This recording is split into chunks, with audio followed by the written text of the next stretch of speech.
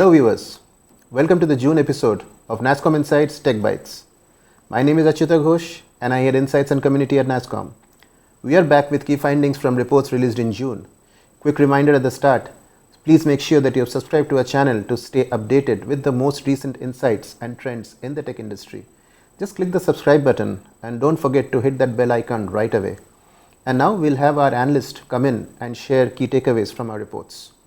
Now joining us to talk about a report titled Virtual Twins, Emerging Opportunities in Global Adoption is Namita. Welcome to the show, Namita. Thank you, Achyuta. Namita, this is the first time nasscom has published a global study on virtual twins. Help our viewers really understand what are virtual twins and how is it different from the term digital twins? Sure. I think a very interesting technology, emerging technology trend, and also a very good tech convergence concept that we are going to discuss today, right? Simply put, let's start with digital twins.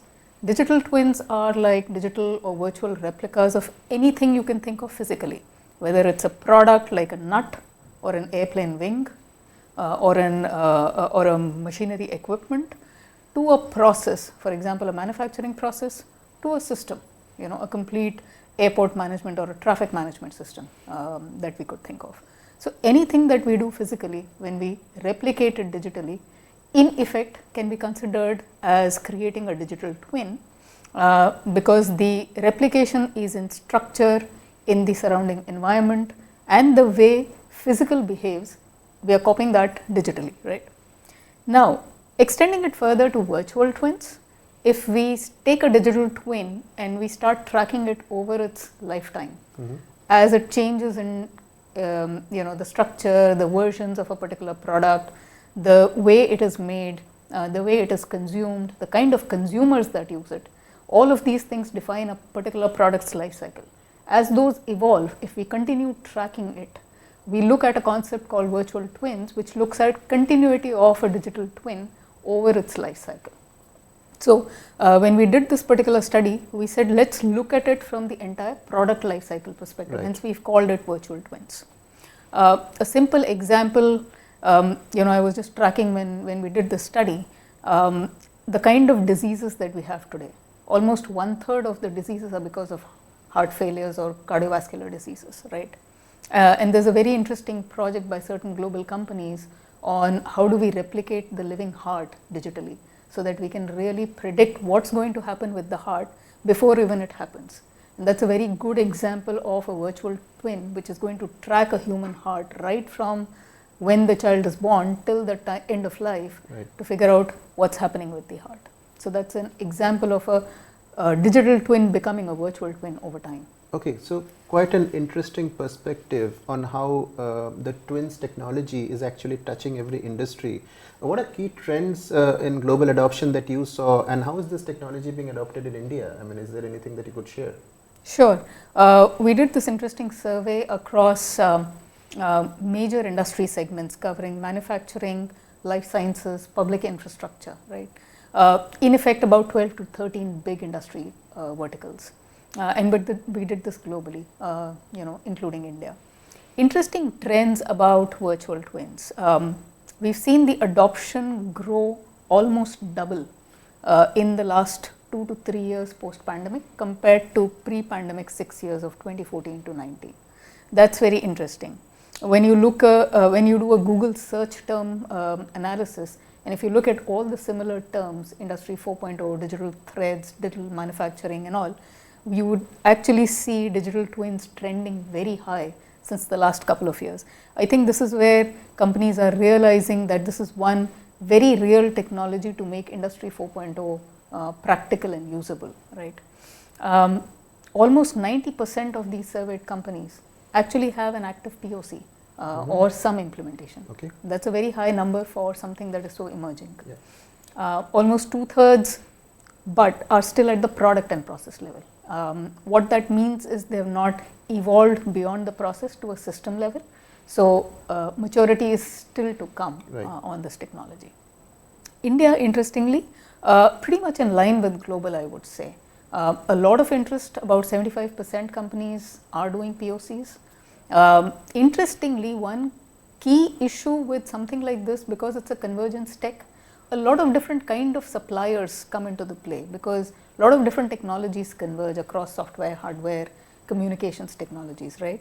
So what we saw in India is a lot of proactiveness by companies to find the right suppliers. In fact, more than their global peers, we saw globally companies in a little bit of a wait and watch mode, and that could be because of multiple reasons.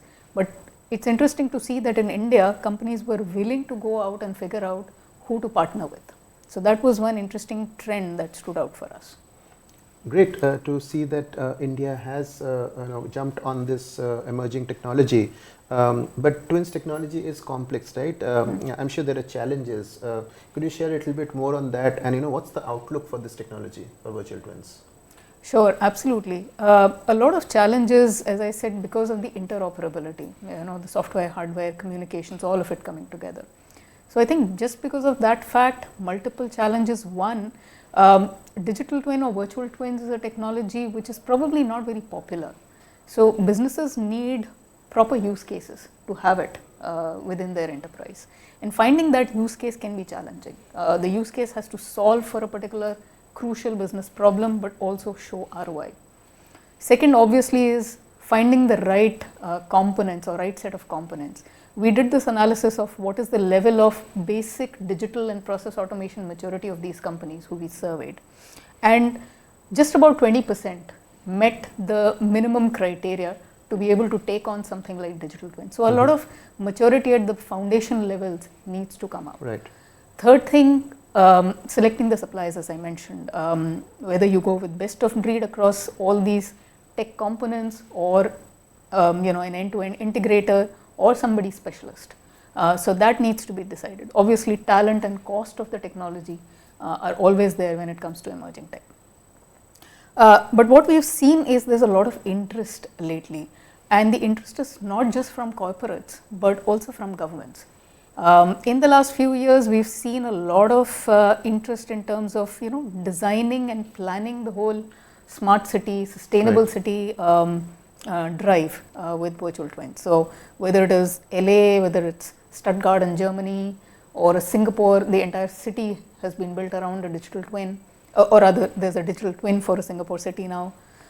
We did this in India also in 2018 for Jaipur, and now Amravati is being planned on similar lines. So a lot of interest in planning public infrastructure around this. So a lot of government initiatives are coming here.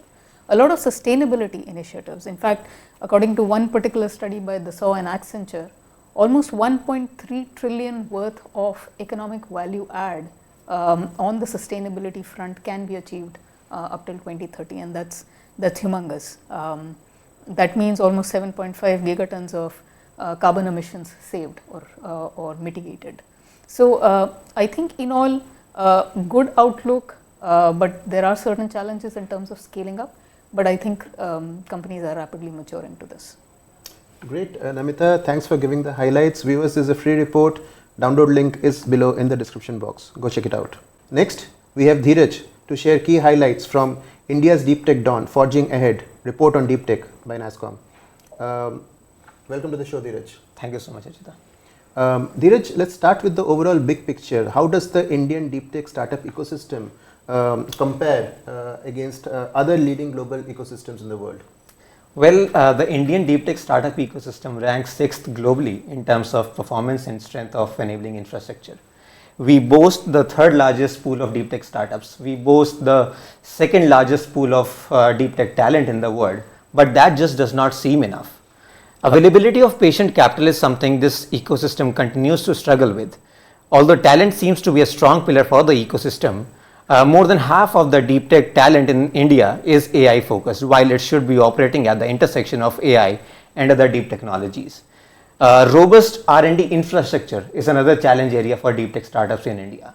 So despite performing well on some parameters with the other ecosystems in the world, Indian deep tech startup ecosystem needs a lot of support to truly emerge as a leader in the global arena. Agree, Dhiraj. But despite these challenges, your report highlighted that the Indian deep tech ecosystem has grown significantly in the last 1.5 years. Can you elaborate more on this? Sure. So 2023 was indeed a remarkable year. Despite the rough funding environment, the number of new deep tech startups in India more than doubled over 2022. The number of inventive deep tech startups more than tripled over 2022. Number of startups coming in from the emerging hubs hit the 5-year high. So I would say that although the funding declined by around 77%, AI-backed deep tech startups showed resilience, and 86% of such deep tech startups raised funding in 2023. So deep tech startup activity in India indeed remained strong in the year. That's so encouraging, Dhiraj. Also, you see collaborations playing a very crucial role in this space, right? So how's the incubator accelerator overall ecosystem shaping up in India? Okay, so here's the thing. 70% of the incubators, accelerators across the top 50 Indian universities are deep tech focused. 80% are focusing on AI and IoT. 63% of such incubators, accelerators are partnering with some leading enterprises for R&D.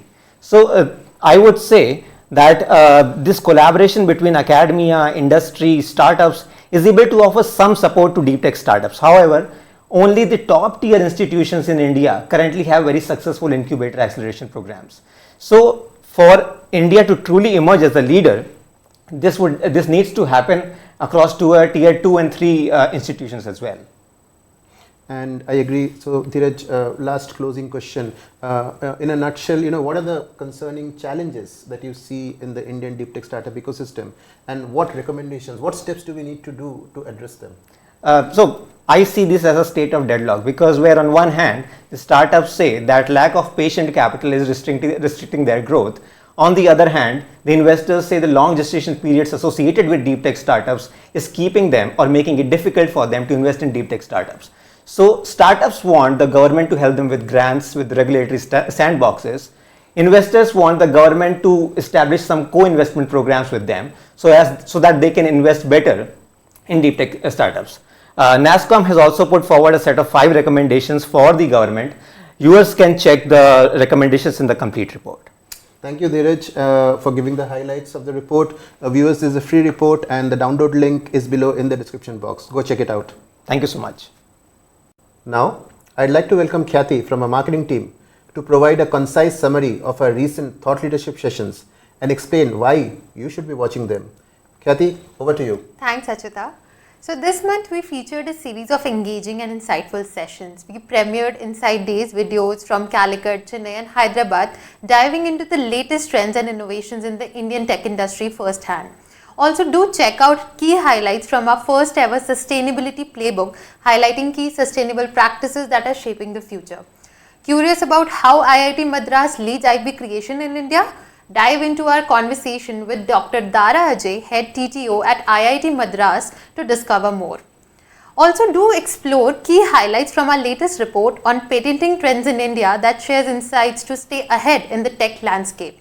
In episode 2 of our series Strive Up, the Startup Chronicles, Mr. Gopi Krishna, founder and CEO of Hyperleap AI, discusses streamlining AI readiness from design to deployment solutions in organizations.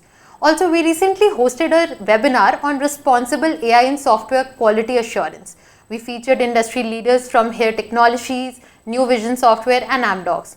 Do check out our quick tour to the nasscom Center of Excellence for IoT, where we engage with startups driving advancements in IoT, AI, AR, VR and robotics. Lastly, don't forget to check out the Analyst Assemble session on FY25 Tech Industry Predictions with Mr. Kumar Rakesh, Associate Director from BNB Paribas. Thank you, Khyati. Viewers, please go ahead and watch these videos on this channel. Next, we have Prajwal with us to share key highlights from the Quarterly Industry Review, June 2024. Welcome to the show, Prajwal. Thanks, Achyuta. So, Prajwal, could you provide a summary of what's happening around the world, worldwide software and IT services spending growth, and what's happening around contracts globally? Sure, Achyuta. So, according to Gartner's projections as of April 2024, the worldwide IT services and software spending is estimated to witness an year-on-year increase of 11.4%, which is higher compared to the previous estimates of 10.3% as of their January predictions. And this increase is largely due to companies deploying more and more Gen AI systems. So this is where the increased spending is coming from. Moving on to contracts, according to ISG, the global ACV of $24.6 billion were reported in Q1 CY24, which is an increase of 4.2% quarter on quarter.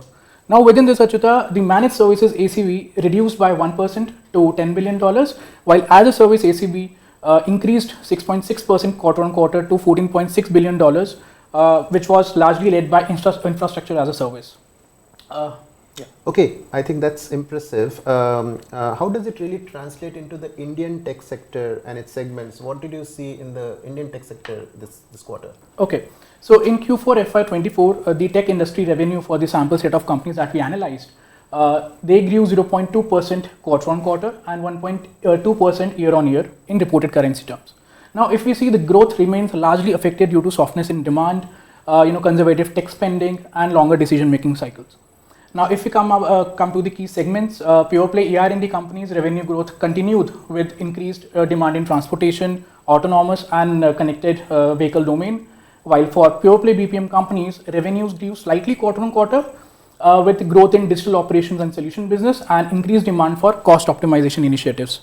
Okay, 0.2% Q doesn't really sound very impressive, but were there any specific trends on a vertical and a geographic side that you saw this quarter? Yes, Achyuta. So in terms of vertical, telecom, travel and hospitality, and healthcare segment, witnessed quarter on quarter growth, while our major segments including BFSI, manufacturing, energy and utilities, retail, declined during the quarter, and this was due to the clients remaining skeptical due to the low discretionary spending. In terms of geography, we saw North America, EMEA, and India growing sequentially during the quarter. Okay, and at the end, how's the deal pipeline looking like for the Indian tech industry today, Prajwal? And hiring, I think that's something that we missed. So could you talk about the hiring trends also in this quarter? Sure. So the combined deal pipeline in Q4 FY24 for the sample set of top tech Indian listed companies that we track, that grew 35% quarter on quarter. And this increase was primarily attributed to the positive demand for FY25 and the abated fear of recession.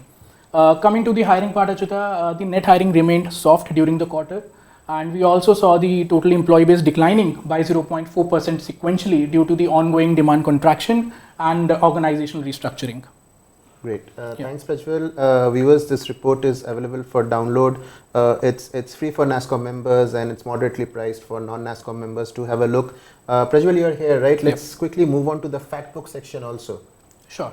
So, Achyuta, during the month, we also saw some key technology collaborations, including IBM and Gujarat government signing a pact to establish and promote an AI cluster, leveraging IBM's Watson X to drive innovation and collaboration among financial institutions in Gujarat International Finance Tech City. We saw VHub, announcing a partnership with Women in Tech India to encourage and support girl students in STEM courses and women startups in technology. HCL Tech also, entered into a strategic global partnership with Ethernet, a Hewlett & Packard Enterprise company, to offer customized private 5G offerings to enterprises across industries, including communication services providers. We saw Persistent Systems announcing a strategic partnership with Google Cloud to expand their reach across US, UK, India, and Australia as well. So coming on to some of the key technology contracts that we saw during the month, Infosys secured a contract from IKEA, which was valued at $100 million, which will span across 5 years, which will entail Infosys providing enterprise service management using ServiceNow, IT services management, and a service desk for IKEA's workforce. We also saw Deloitte India and PeopleStrong to accelerate human capital management transformation for Indian enterprises. Now, this will enable Deloitte India to use PeopleStrong's modern comprehensive solutions and expertise in the HR transformation. Wipro was also selected by Heinz Brands Incorporation, which is a leader in apparel brands globally, and Wipro will help them drive their digital transformation, business growth, and enhancing their long-term profitability as well. Achyuta, now talking about some of the key M&As that we witnessed during the month. Entity Data Business Solutions announced a acquisition of majority stake in Proven Tech Private Limited, and this acquisition will help both the companies to expand their market reach and innovation in the life sciences sector. The other one, a key M&A that we saw was Cognizant signing a definitive agreement with a global engineering company Belkin, and now this acquisition will expected to expand Cognizant's ER&D capabilities and their strengths in IoT and digital engineering as well. Thank you, Prajwal. Thanks, Achyuta. Viewers, thank you for joining us today. You can find all our reports on the NASSCOM community and on the NASSCOM website. We have an exciting lineup of AI-focused reports coming your way in July, each exploring a different spectrum of this transformative technology. Get ready for advancing India's AI skills, India's AI Adoption Index 2024, Generative AI Quarterly, and India's Generative AI Startup Landscape Report in 2024. From skill advancements to adoption trends to cutting-edge developments and the vibrant startup ecosystem, we are covering it all. Do subscribe to us and smash the bell icon so that when you receive instant notifications when we post new videos on our channel. If you found this video insightful, please share it with your friends and colleagues. We eagerly anticipate your feedback. See you next month.